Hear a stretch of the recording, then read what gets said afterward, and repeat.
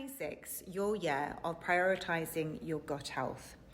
I have been sharing on my social media channels over the last few days about leaky gut as well as the amino acid L-glutamine, because most of us are walking around with a condition of intestinal permeability that is known as leaky gut. And what that means is you will probably have a health condition. So you may have autoimmune, you may have cancer, you may have rheumatoid arthritis, you may have some type of health condition. That means you have leaky gut. You might also have acne, psoriasis, eczema, a skin condition that is also leaky gut. You may be even struggling to conceive. Again, we need to look at the health of the gut health. This is not just about taking probiotics. This is also about looking at the small intestine, because within that small intestine is where we absorb most of our nutrition. So every time you eat food, if your leaky gut is there, all of the toxins and the food particles, etc., are going into your bloodstream, and that's chronic inflammation. And whenever there is chronic inflammation, we have problems with our health, we have problems with our skin, you may even have problems sleeping. And of course, if we're not sleeping, then we have bad hormones, because if we can't sleep, then none of the hormones are going to be able to function, neither estrogen, progesterone, thyroid, etc. We have to sleep.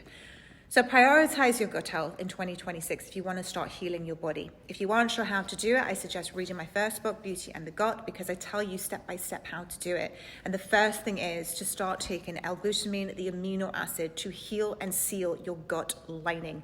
You have to take something to heal the gut lining, because if you're not doing that, then all of your food particles and any toxins that you come into are going to end up in your bloodstream, and you don't want that.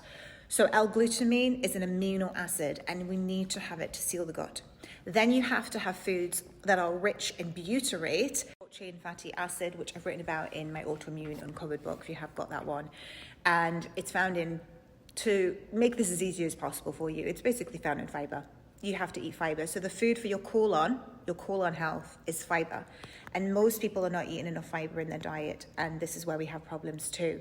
Now, of course, if you have irritable bowel syndrome, if you have the condition of small intestinal bacterial overgrowth, gut dysbiosis, you need to start carefully with fiber. Again, that's in my book, Beauty and the Gut. If you need to know how to stop the bloating, the digestive issues whenever you eat too much fiber, you have to get your microbiome in a healthier place, so you have too much bad bacteria. So you have to start clearing out that bad bacteria. So initially, you may find that fiber is too much for you. This isn't about not eating fiber for the rest of your life. This is about retraining your microbiome to get it to where you need to be, so that you can eventually eat the fiber that actually makes your colon healthy. Lots of people will be walking around with New Year's resolutions. I know that I have fully booked classes this week, which I'm very grateful for. But again, it's going to be lots of new people with their New Year's resolutions. And you need to prioritize your gut if this is something that you are working towards for your health. So don't ignore your gut health. Start there, because that is the place to begin to heal.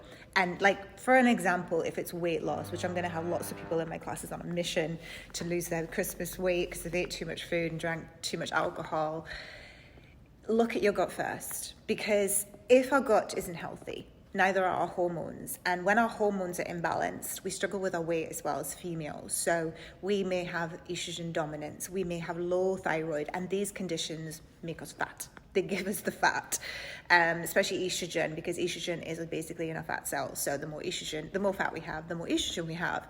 So prioritize that gut for everything. That is your New Year's resolution from me, if you can. And if you are new here, this one is the first book to go to, which is Everything on Your Gut Health and How to Repair It. There's a lot of people who have this book, and I'm just reminding you now, if you have it, start with the L-glutamine first. I've been saying this on my socials on the last few days. You can also take collagen as well, which I do myself. I take marine collagen because that helps to seal the gut lining too. But I take my L-glutamine every single day on its own in water, so that I'm making sure that it is repairing my gut. I've had an autoimmune. It doesn't mean that I stopped doing the protocols, now, just because my autoimmune's not there. I still continue, because anything can upset my gut, anything. And remember from that picture, if you've seen it, we got stage 1 and stage 7 of the gut health. If you get to stage 7, your gut's already messed up because you have autoimmune, you have cancers. Don't wait until it gets to stage 7.